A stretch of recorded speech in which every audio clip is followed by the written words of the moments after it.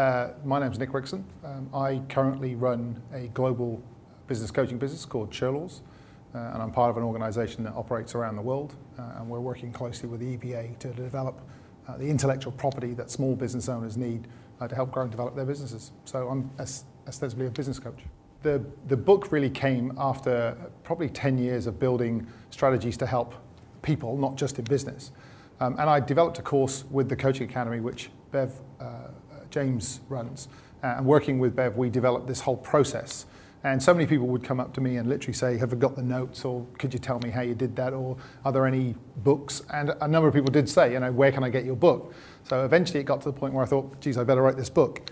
So the inspiration really came from people saying, loved your stuff, worked really well, could you write it down? And I was moving into more of a business coaching world, and that was more based on personal coaching and developing strategies for the personal space. So I thought, well, I kind of need to leave that behind. So I sat down, and it did take a long time. It took a long time to get me ready to do it. I had a friend who said, if you come into the studio, we'll record it and then we'll write it. And I literally sat down one Friday night full of enthusiasm to write down just the titles. And 48 hours later, no sleep, my hands totally cramped. I'd actually finished about 145 pages and got the outline. So the start was incredibly difficult. Once I got going, it just flowed. It was a fantastic experience. Really, really enjoyed it. And then spent 3 months filling in the stories and the ideas and making sure it all worked. But it was a lot of fun. I really enjoyed it. When I first wrote it, I always said, actually go back a little bit. My father learned to paint very late in life, and he once said to me, look, if one person one day buys a painting, he said, I will have considered myself to being a successful artist. So I kind of took that really to heart, and I thought, well, if they buy the book, you can buy a lot of books without ever thinking it's any good. There's lots of personal development and self-development books on the shelf development process, which is somebody's put them on a shelf and they never ever read them. So I thought for somebody to write to me one day and say, Nic, thank you, your book changed my life. Even I found it really interesting and I applied it and this helped. And I remember very, very recently, this is 7 years after I wrote the book, somebody had obviously bought it, had sent me a text, I don't even know how they got my number, but it's not a secret, and said, Nic, started your book 10 minutes ago, it's already changed my life. And long after I've spent every penny I ever earned doing this, comments and moments like that still mean a huge amount to me. So the comments are just fantastic. I love what people do with the information. Personal development for schools is a fascinating subject. What actually happened was I started a lot of what I was learning to do because I discovered when my son was 4 or 5 that he was dyslexic. And unfortunately, I'd done the standard parent thing with the, what are you, lazy, or you're being silly. It was there yesterday, it's there today. So huge regret when I finally discovered there was a problem. But when I couldn't get him help, I went to start to learn, well, what is it that dyslexic kids need to learn to do? And I remember when it was about 2 years after he was discovered as dyslexic, we found a program that I was running for myself. It's a personal development program. I was just telling his mother about the things we were doing. And I noticed that he started to pick up on some of the skills. There was a memory technique thing, which he was absolutely brilliant at. And I just thought, well, this is interesting. Let's see if we can use this. And I used these techniques to teach him his times table, which he couldn't learn before. And we did a whole program during the summer holiday.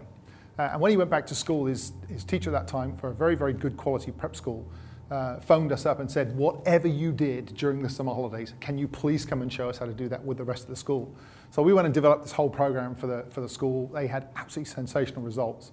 I spent probably 2 years designing and modifying a course, called it the I CAN course, and it was a modification of a number of personal development disciplines, which I took into schools when you could go into schools easily and work with them. And literally used to say, give me your 20 worst kids in terms of struggling, difficulty, learning difficulty, and let me show you what we can do with those. And we took EF students and got them to BC students, just around attitude and how they felt about themselves and self-image.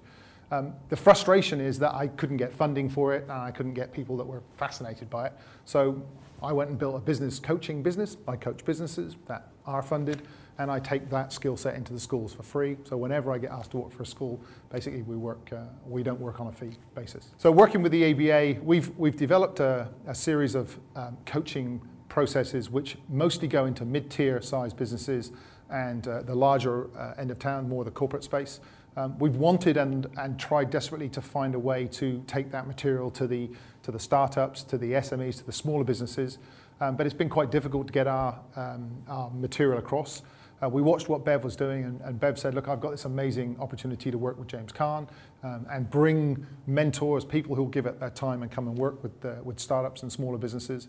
We were all frustrated about the number of businesses that will go bust over the next year, all maybe not avoidable, but a large quantity of those we think are avoidable. So what we've been doing is redesigning our intellectual property, the material that our coaches around the world use for their mid-tier and corporate clients, specifically for the EBA client base in the UK. So it's exclusively for the EBA, it's not for anybody else. And we're just in the process of finalizing the intellectual property and all of the courses and the workbooks now. So it's looking absolutely fantastic. The difficulty with the whole coaching concept is, I used to explain this by saying, if you understand the game of golf and you're stood there playing golf and somebody walks up and taps you on the elbow and says, you know, that last shot you just put in the trees, that was terrible. Let me show you how to fix that for you. Give me £1,000. You know, they're likely to whack you with the golf club. But if they're stood next to their mate who's dead straight down the middle for the 10th time in a row, and they turn to him and say, what's going on? Your golf is absolutely sensational. What happened? And they point to a coach and say, see that guy over there? Go and pay him £1,000. Do whatever he tells you, pay whatever he asks you, and you come over and ask for help, then it's very, very easy to help. So the biggest challenge they have is actually getting clients to understand how much value there is in the process that they bring without selling it. You can't tell somebody they need it, you can't sell it. You have to do a great job and hope that people who've experienced it and been part of it tell other people. Now, the problem with that is it takes time. And in these tough economic times at the moment, our biggest challenge is getting quality coaches in touch with quality clients who trust and believe in the coaching and mentoring process and are open to the challenge. So business coaching is something that does take a bit of time to explain. It's not a pure model as such. So if you had mentoring, when you work with the mentors at the EBA, what you're looking for is somebody who's done what you want to do, who can give you their experience. They're not going to tell you what to do. They're not going to coach you, although some of them are great coaches as well. They're not going to train you, but they will show you how to do it. So if you're looking for a mentor, mentor's done it. If you're looking for a trainer, that's somebody to train you how to do what you do. A coach in the pure sense is somebody who's going to work with you, ask great questions, challenge you to draw out what you know how to do. Now, that model works great in a lot of spaces, but not in the business space quickly enough. So what we're designing is a hybrid model, which has a bit of mentoring, it has a bit of consulting, so let's come and find out what's going on in your business. It has some training, so we have some skill transfer. We want to transfer these skills over to businesses, and we have the business growth phase to do that. And then coaching is the methodology which has us coming back into the business to make sure that the business owner and the management teams take that information and do something with it.